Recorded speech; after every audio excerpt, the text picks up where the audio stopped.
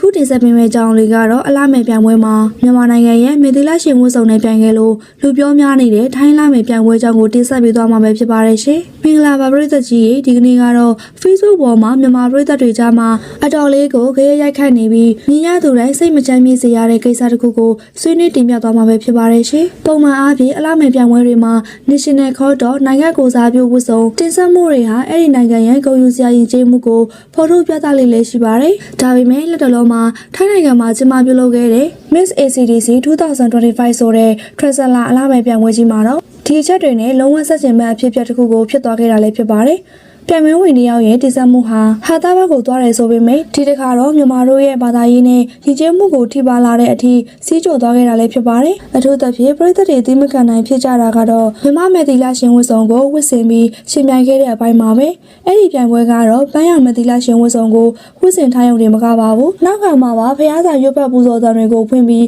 အဲ့ဒီဖျားစာတန်စင်တွေနဲ့အတူရဲစရာမောစရာဖြစ်အောင်ကားကုံပြောခဲ့တာကိုတွေ့ရပါတယ်။ဒီနေရာမှာတော့ထပ်ပြေးဆွဲပြောဆိုရမယ်ဆိုရင်တော့ရည်ကျဲမှုနဲ့ဘာသာရေးဆိုတာလူမျိုးတစ်မျိုးရဲ့စိတ်ဝိညာဉ်ပါပဲအထူးသဖြင့်ဖျားစာရွတ်ဖတ်တံကိုနောက်ခံထားပြီးတော့သိလျော်တဲ့အပြုတ်မှုတွေနဲ့ကပြတာဟာဗုဒ္ဓဘာသာဝင်တွေရဲ့ယုံကြည်မှုကိုတိုက်ရိုက်စော်ကားလိုက်သလိုပါပဲ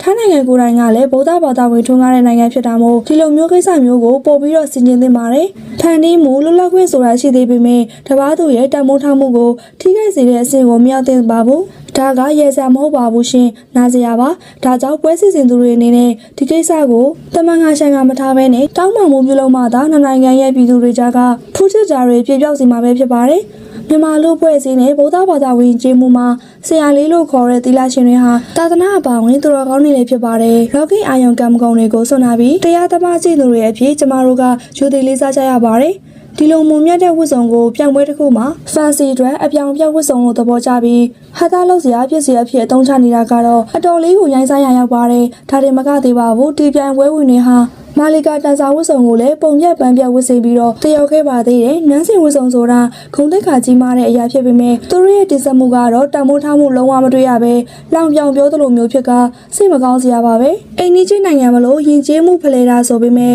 အခုလိုတန်မိုးထားရာတွေကိုစော်ကားတာမျိုးတော့အနုပညာကောင်းစဉ်အောက်ကခွင့်လွှတ်ပေးနိုင်ဖို့ကခက်ခဲပါတယ်။ချစ်ချင်ရည်တည်မှုကိုအဖူးထိပ်ဖြစ်စေပါတယ်။ဒါကြောင့်ပွဲစီစဉ်သူတွေအနေနဲ့ဒီကိစ္စအပေါ်မှာတာဝန်ယူမှုတာဝန်ခံမှုရှိရှိနဲ့ပြန်လည်တောင်းပန်သင့်တယ်လို့မြန်မာပရိသတ်တွေကတောင်းဆိုနေကြတာလည်းဖြစ်ပါတယ်။ကဲပရိသတ်ကြီးရဲ့တသနာပါဝင်သီလရှင်ဝတ်စုံကိုဟာသားလုပ်ပြီးဝတ်ဆင်ပြသွားတဲ့ဒီလိုလုပ်ရပေါ်မှာဘယ်လိုမြင်ကြသလဲဆိုတာကိုကောမန့်မှာဝင်ရောက်ဆွေးနွေးနိုင်ပါတယ်ရှင်။ဗီဒီယိုလေးကိုဆုံးအောင်ကြည့်ပြီးတဲ့အတွက်လည်းအားလုံးကိုထူးကျေးဇူးတင်ပါတယ်။နောက်နေ့တွေမှာလည်းစိတ်ဝင်စားစရာကောင်းတဲ့အကြောင်းအရာကြီးတွေနဲ့အတူပြန်လာခဲ့ပါအောင်မယ်ရှင်။ဒီနေ့တော့ဒီလောက်ပါပဲနှုတ်ဆက်ပါတယ်နော်။